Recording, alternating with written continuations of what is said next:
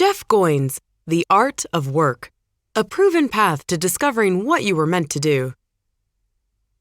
How do you feel when you wake up in the morning?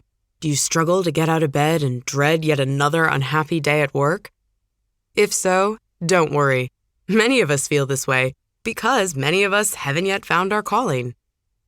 Your calling is the reason you get up in the morning, the reason you strive to achieve. When you find yours, you'll be bounding out of bed every day, ready to make a difference in the world. These blinks lay out the benefits of finding your calling and give clear guidelines on how to find it. Blink number 1. Your calling gives your life meaning. Do you dislike your job? Well, you're not alone. Only 13% of the world's population actually enjoy their work. So how can we go about changing that statistic? Perhaps by searching for work that makes you happy and refusing to do anything else. Not exactly. The best way to achieve happiness in the workplace is to find your calling, a force larger than yourself that drives your every action. And to do that, you can't think only in terms of happiness and pain. Humans shouldn't be mere pleasure seekers or discomfort avoiders. Instead, they should strive to imbue their lives with meaning. If you're busy steering clear of pain and failure, you'll never find your calling. Inevitably, you'll face challenges along the way to achieving your dreams, and accepting these difficulties as a natural part of discovering what you really love is part of maintaining forward movement. Viktor Frankl, the renowned psychologist and Holocaust survivor, knew this well. He wrote that everyone needs a reason to keep living, a cause to push them forward. But how do you find this cause? That's where awareness comes in. Awareness helps you recognize your calling when you come across it. People discover their callings when some event or feeling triggers their awareness of it. For instance, Luke Skywalker knew he wanted to be a Jedi after Obi-Wan Kenobi introduced him to the art. So, though it can be difficult, you need to keep an eye out for this event. Awareness is being ready for the moment so you can seize it when it comes. Another good way to find your calling is to make a list of all the major events in your life, even the ones that might not seem like the most important. When did you feel the most fulfilled, happy, or accomplished? Look for similarities between these moments. Your calling might be something that ties them all together. Blink number 2. Find good mentors and never stop practicing. Finding and following your calling is a personal journey, but that doesn't mean you should do it alone. Getting support from others is a very important part of it. It's tempting to view successful people as self-made. In reality, however, almost no one achieves success alone. In fact, the most successful people are those who know how to find good coaches and mentors. Mentors guide them as they get closer to their calling. Every person you meet and every experience you have is a chance to learn something about yourself. Life is your school. Just think about Steve Jobs. He left college to pursue his dream and sneaked into college classes he found interesting or valuable. The rest he learned by working with people in the outside world. Once you've found the people who can help you move toward your goal, it's time to get to work. You can only master your calling by practicing it. And the best way to practice is to never stop striving toward knowledge and self-improvement. That means you have to accustom yourself to failure. Practice isn't about doing the same simple task over and over again. It's about pushing yourself into new frontiers, making mistakes and learning from them. Think of practicing as muscle building. Muscles grow when you regularly push them a little too far, which causes them to tear and then rebuild themselves.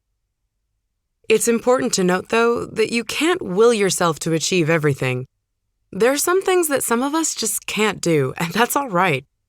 So if you find that you can't make any progress, maybe you haven't found the right calling yet. Blink number 3. Don't stop moving toward your goal, and always learn from your mistakes.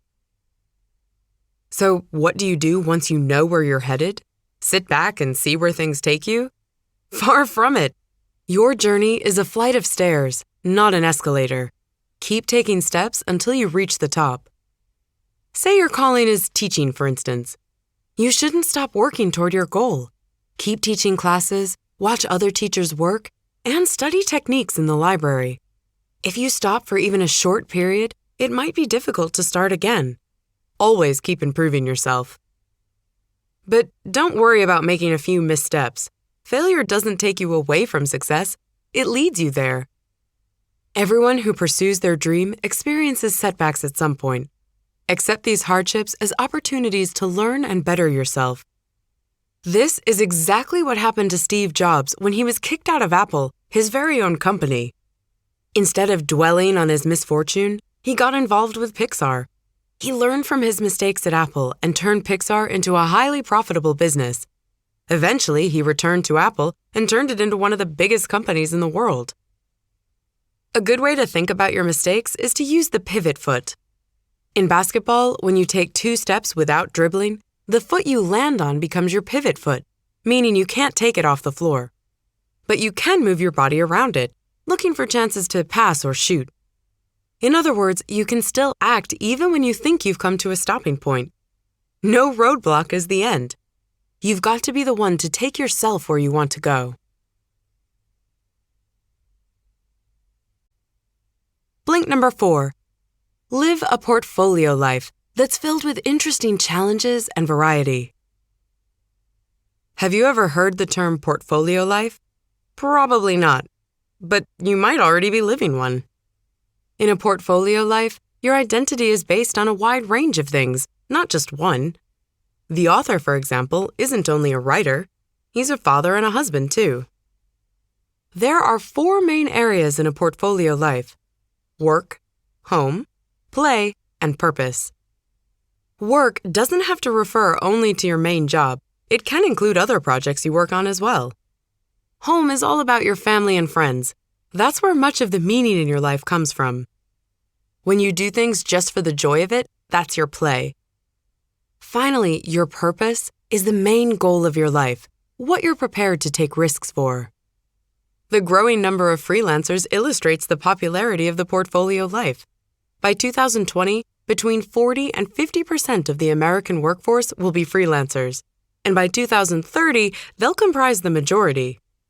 Why do people like freelancing so much? Because humans aren't robots programmed to do a single thing. Our interests are myriad, and we feel better when we can allot time to them all. Variety is part of a meaningful life. Mihai Csikszentmihalyi, a psychologist, argues that we should all aim for a mental state called flow. Your flow lies at the intersection of what you're good at and what challenges you. A task isn't interesting if it's too easy, and if it's too difficult, you'll get anxious. Flow is about finding that spot in the middle. So seek out different sorts of challenges that will bring variety to your portfolio life, because living a portfolio life means living for your calling. Blink number 5. Your calling is your legacy, and you'll never stop living for it. Your calling is a lot bigger than doing something like writing a novel, because it isn't just about you. Your calling is more than a personal goal. It's your legacy, the work that will continue to inspire others long after you're finished with it.